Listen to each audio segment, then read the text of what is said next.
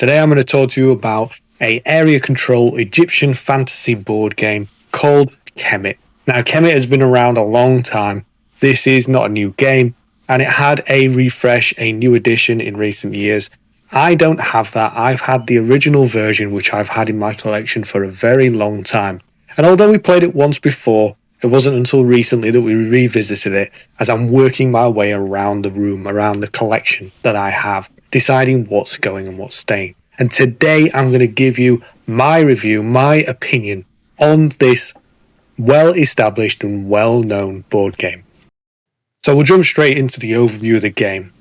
In Kemet, you will have your own faction, and you will be fighting against all the other players for control of various temples across the board. And these temples will be ways for you to earn victory points, and ultimately the first to reach 8 is the victor and the ultimate winner of the game. You will be moving your troops into these various temples and trying to hold them off against your enemy's assaults. Now this game offers lots of different things you can do on your turn. You can march your armies. There's also a special ability where you can teleport your troops from your home city if you have one of your pyramids and teleport them directly to one of the temples. And this is one of the great features of the game. You can teleport literally across the board, speeding up the gameplay drastically. I'll go into that more in the positives and negatives. But you will be sending your troops out. You will be erecting and building the pyramids and leveling them up in your home city. There will be 3 districts in your city, and you'll place your pyramids in all of those, and you will increase their levels. The levels correspond to the different tiers of tiles that you can buy, and these power tiles are at the side of the board. And these are cool things that allow you to unlock special abilities, maybe bonus attack or bonus defense, or maybe even unlock a special monster that you can unleash on the board with its unique powers. All of these tiles are unique, and there is a limited supply of them. So when they're bought, they're gone. They're off the market. So you want to upgrade and buy the ones that you want before your opposition does. You can gain the Ankh, the currency you're going to use to recruit more soldiers and get more men onto the board, and replace your ranks as they are damaged from battle. Because this is an area control game, there will be a lot of fights, there will be a lot of battles. You need to push and essentially fight for control of these important locations as much as possible. It's a game in a nutshell. Essentially, you are playing an area control fighting game, and you want to earn the most victory points through controlling these critical sites, these temples that are dotted about the board, and the longer you hold them, the more victory points you get from them.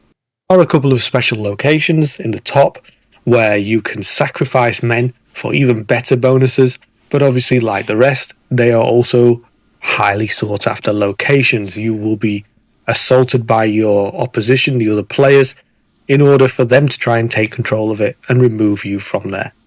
So what we'll do is we'll jump into the positives and negatives, and I'll go through in detail all the different things I like and don't like about this game, and then I'll finish off with my conclusion and let you know what my opinion is of this very well-known title. So we'll start with the positives. This game is gorgeous. There is gorgeous art on the cover. This is one of the most striking covers I've seen with the Egyptian theme. I absolutely love it. It's even better than Ankh in my opinion. I love the presentation. The different player boards with their own unique characters, they're very nice to look at. The board is quite nice too. It gives me kind of the cities have the kind of Carcassonne look from above, and I like how it's laid out. So we'll talk about the art and the production. Throughout is very, very good. I don't think there's any issues I've had with this game at all. Very nice production, very nice quality components, everything, the miniatures, the dice, the tokens, everything. Fantastic. So going on to the gameplay. So you will be, as I said, fighting for control of these temples. And one of the key things that you can do is when your troops are in your home city and you have a pyramid in that district where they are, then you can teleport your troops and units to any obelisk on the board. Now this is a feature that is astoundingly good. Why do I say that? Because you can teleport them to the other side of the board and be fighting the person completely opposite you for a temple over there, out of the way. you can teleport them to the top, the side, the middle.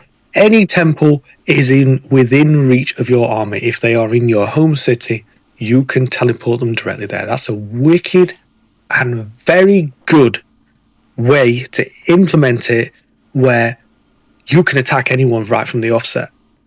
There's no marching your armies across from one side of the board to the other to essentially take them on and then fight them for control. You can be on the opposite end of the board in an instant. Now, you can't teleport back. That is a power that you can acquire if you get the right tile in your upgrades. But you can only teleport your armies away from your pyramids. But you will also need to factor in how many men do you send. You need a large army to hold the territory. You need to fight the enemy that's there as well. And in this game, the battles are centered around adding up the value of all the troops present, plus any special cards you're playing, plus any bonuses from the tiles you've accumulated, and plus your special combat card you're playing. So there's multiple ways you can influence the value of your outcome from the battles. But one of the easiest ways is making sure you've got enough troops to do so. So sending the right amount of troops is a good thing. But you also need to protect your city. The enemy can march across the desert and attack your city, take entire districts off of you if you're not careful. So there's a good balance of strategy and depth here, where you need to plan accordingly how to defend your territory, as well as how many men to commit to your offensives, your plans, whatever they may be. And these temples are dotted about all over the place. They're all within access of everybody. And as I said, everybody can teleport. So everybody can be at a temple in an instant. So you need to factor that into your plans. There's also the 2 unique temples at the top of the board, which are really cool, really good features, where you can sacrifice your men for really good bonuses. But obviously, you're losing men to do so. Are you willing to lose those men and add that cost of recruiting them back for the rewards they offer? This is a really cool system. In essence, you have to protect various territories at once with a limited pool of troops, because you don't have an unlimited supply of figures of men to deploy. You need to work with what you've got. And I like that. I like that it forces you to think about where's your enemy going to attack you? Where is the most important for you to attack? What temple can you seize and hold whilst also defending your city? There's a great balance here. The tiles, the power tiles, they come in 3 different colours. You have the red, blue and white, and they relate to your pyramids in your city. And your pyramids represent essentially your tech level, your tier that you're currently on. So you can go from 1 to 4 maximum. When you're on the 4th tier, you have access to everything. When you're on the 1st tier, you can only buy from the level 1 tier tiles. Now, these tiles are really cool powers that you can bring into the game and help you win victories, or just gain you victory points, or give you unique powers that you can use throughout the course. And I didn't think or feel like any of these power tiles were not useful. All of them had a use. Whether they were bringing you a powerful elephant monster onto the board or a giant scorpion, whether they were giving you that 1 victory point closer to victory, whether they were providing you with the ability to teleport even anywhere on the board. There's so many cool effects that these tiles offer that it's a great system that I really like. The biggest, well, I'll go into the gripes and issues I have with it in a bit, but it's just a well-designed system where you are trying to level up your pyramids so that you can access the bonuses, the tiered tiles that you want to bring into your strategy. And they all offer different ways to approach whatever it is you're doing. And I think that's brilliant. I really like it. And there's a limited supply, which is also a good thing. You might get the tile that's bonus attack, and now your opponents can't get it. But they might get the tile that's got bonus defense, and now you're denied it. So with there being a limited pool, you're going to have to decide which ones you want to acquire as a priority over the others. And from game to game, your strategy might change. So I think that's brilliant. I like the tile system. The action board, where you're selecting what you're doing every single turn, is really cool. It's really nice. It's well laid out. It's intuitive and easy to use. You'll have 5 actions to use a turn. On the board, there are 3 rows, the top of the pyramid, the middle and the bottom. And you must place one of your pieces on every single row by the end of the round. So it forces you to spread your actions out. But the actions themselves are very simple to follow, very easy to follow. The bottom row, you've got the wing icon, which is essentially you buy a tile of the appropriate colour as long as your pyramid is at that level. The pyramid icon, you're upgrading your pyramid to the next level. The Ankh is getting you more resources to buy stuff. The foot is marching your armies. All of it is just easy to get into this game. There is no difficult entry point. It's made accessible, and I like that. Once you've read the rules, you're off, away you go. Really good action board system. And I like the gameplay. The gameplay is really smooth, really fun, and it's a good area control game that I'm really impressed with. I really, really like. I'm also a sucker for the Egyptian theme. So this Egyptian fantasy theme where you've got monsters and normal people mixed and meshed together. Really cool, really cool. That works very well for me. This is just an area control game. You'll be marching your armies, you'll be fighting and trying to gain the most victory points. And 8 victory points is an attainable target. Obviously, it's enough to make the game length pretty good. And the temple's victory points are temporary, which is something else I like, which I should mention. As long as you hold that temple, you will keep that victory point. You lose it, you will pass that victory point to another player. You can earn permanent victory points through either battles, winning them if you initiate them, or by taking the big temple at the top and sacrificing men. A majority of the victory points aren't permanent. You need to hold on to them. You need to hold on to the source that gives you that victory point, whether it be a temple in the south, north, wherever, along the Nile, whatever. So that's a really cool system. It forces you to also not just think about, I'm going to take that territory, but then I need enough men to hold it afterwards. Because if I lose a couple of men there and then I've only got 1 man left, I've not got much of a force to hold that temple. And 8 victory points, especially with this kind of pull and pull factor as you're fighting and resting for control of these temples, is a really good end game target for you to finish the game on. It must be stated that there's no dice rolling in this game, even though there is dice. There is no dice rolling. It is all through cards.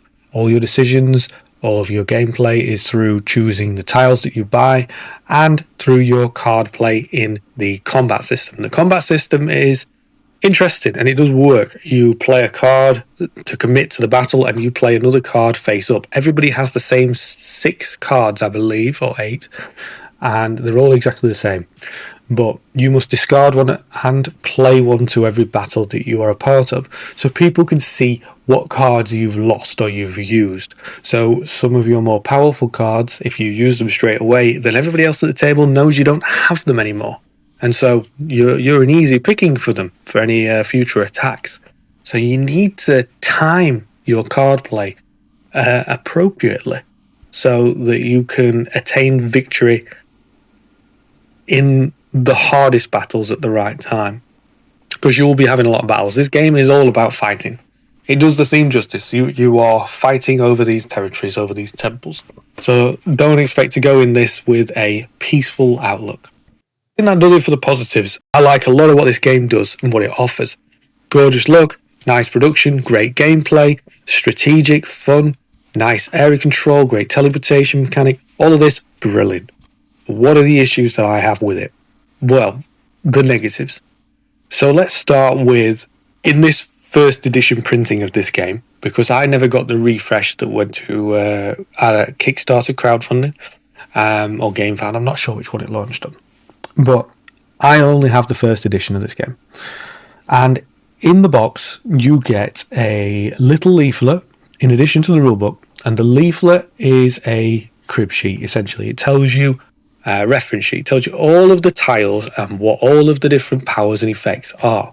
There's no writing on the tiles. You just have the pictures with a few icons. So you might not understand what's going on with each of the tiles and actions without obviously having that reference sheet. So it's quite essential you have it to have a flick through, check what they do, what effects they give you, what bonuses. The problem is that the game only gives you one.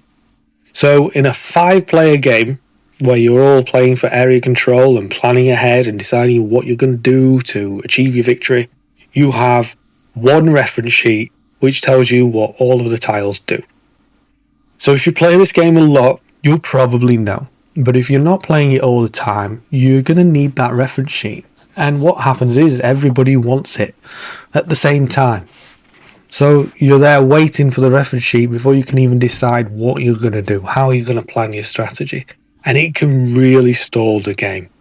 There should have been 5 of those sheets in the box so that every player has their own that they can reference at any time. And that would have sped up the gameplay dramatically. But in my copy, I only ever got one. So that's a huge negative for me because we had a lot of downtime in this latest session because of that. And the thing was, even though I tend to plan my turns in advance, I know what I'm doing next turn before I've even got to my go. Everybody else isn't as forward thinking and as forward planning as I am. So when it gets to their turn, they then say, I need the leaflet, and the game stalls until they figure out what they're going to do, what tile they're going to purchase. So that's a huge negative for me and a huge downside, because one thing a game should not do is give anybody downtime. You want your games to do that as little as possible. I don't want people to feel like they're not part of the game. Then we're on to the teleportation mechanic. I said it's a good thing, and it is. But what it does is it makes a lot of the space in between all of the temples and the player cities kind of redundant. You don't need to march your armies across the deserts because you can just teleport across the desert to the temple.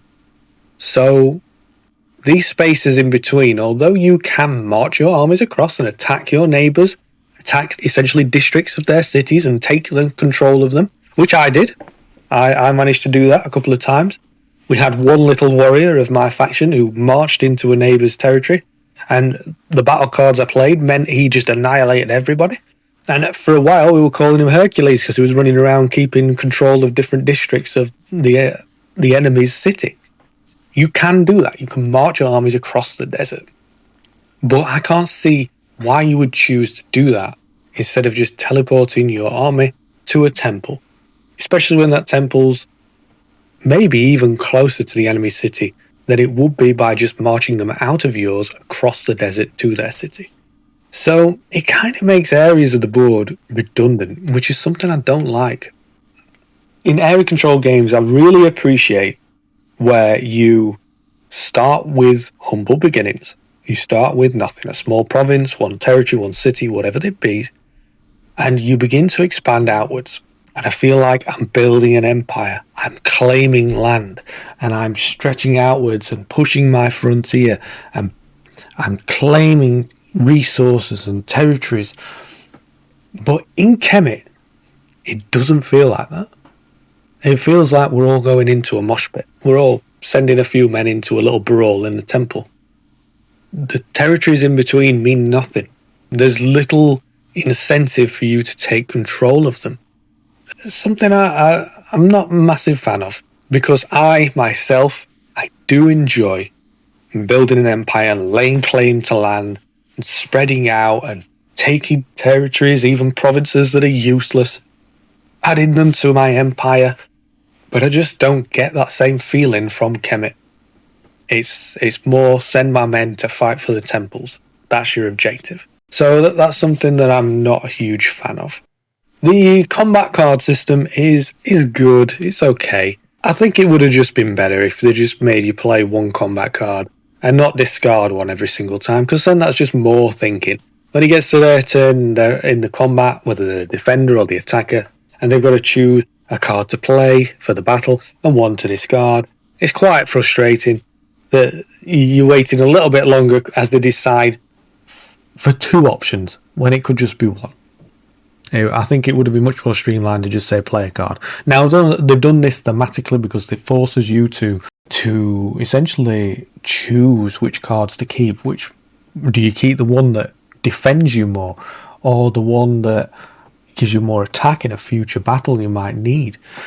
It's really good in that sense, but I do feel it slows the game down a lot. I also don't enjoy. I do think it's a good system where the cards not only show you your attack value, but they have a blood drop icon and they show you how many units to kill. I like that.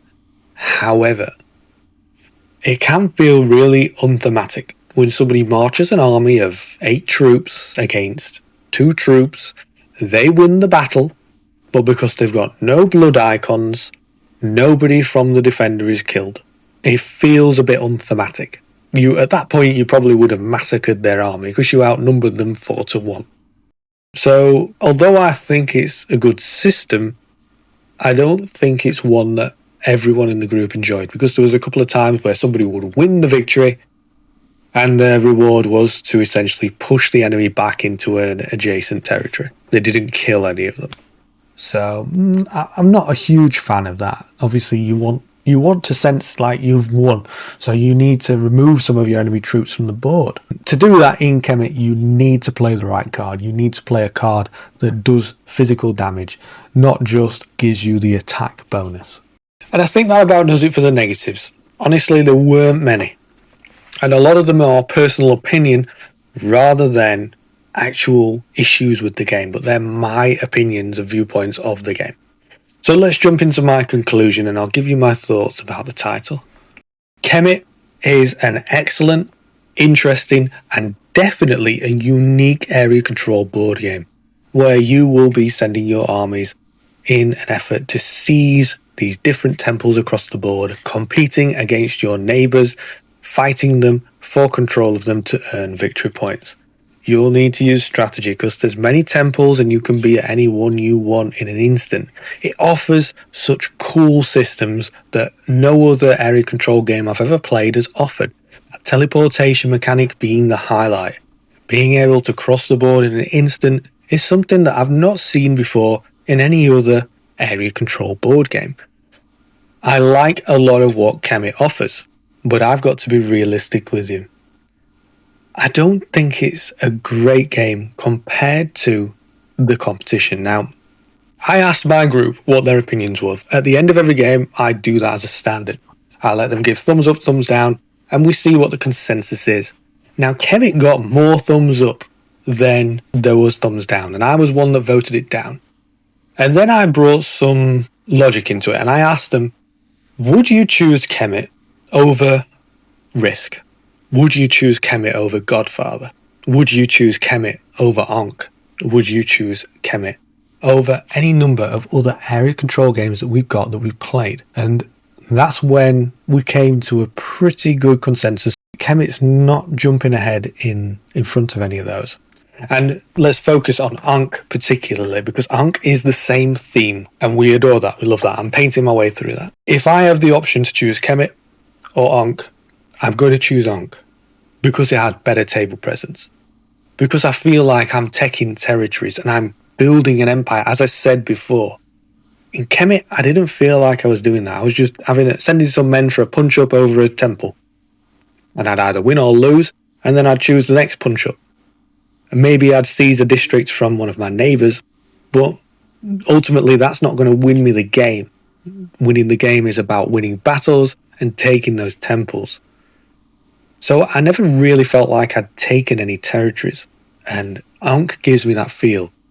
Godfather gives me that feel. Risk gives me, all those games give me that conquest and emperor kind of feel as I build an empire of my own.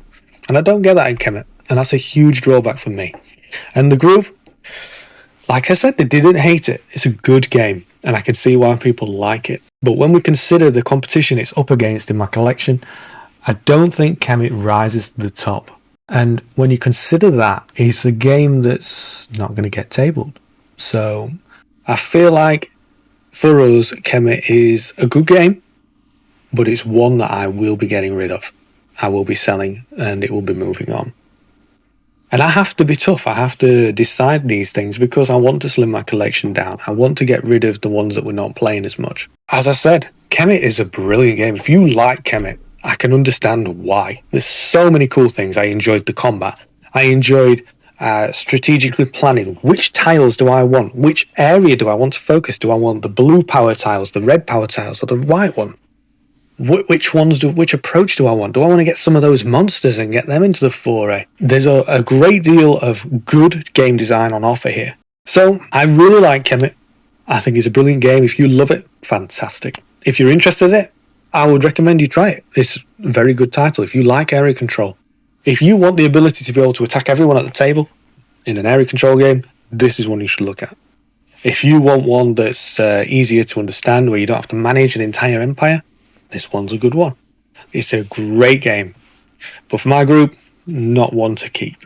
If you are a fan of Kemet, let me know what you like about it down below. If you don't like it, what were your opinions on it? Do you agree with any of my comments?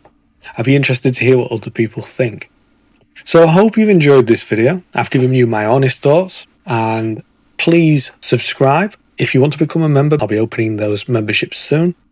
And hit the like as well, please, because it does help. And I look forward to seeing you all next time.